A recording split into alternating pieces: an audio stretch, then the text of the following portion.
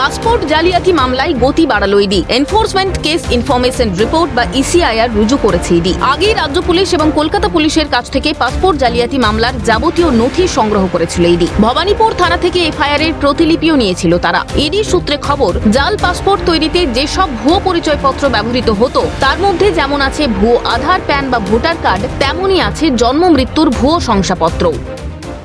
একাধিক ভুয়ো নথি ব্যবহার করে এই পাসপোর্ট কিন্তু বের করা হয়েছে।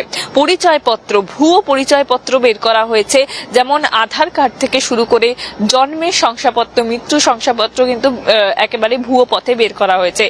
যার মৃত্যু ঘটেছে সেই শংসাপত্র কিন্তু কাজে লাগানো হয়েছে এবং সেখান থেকে একাধিক ভুয়ো পাসপোর্ট তারা বের করেছে।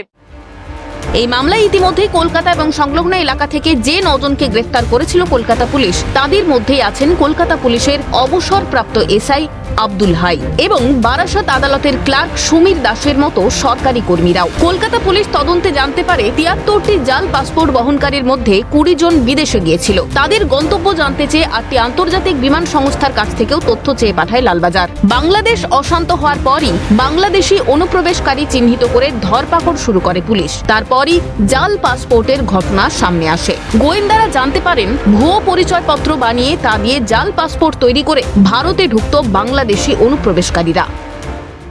এই ভুয়ো জালিয়াতি কাণ্ডে ইতিমধ্যেই তৎপর হয়েছেন এনফোর্সমেন্ট ডিরেক্টরেটের আধিকারিকরা, যেখানে তারা জানতে পেরেছেন শহর কলকাতা এবং শহরতলির একাধিক ব্যক্তিরা যুক্ত রয়েছে।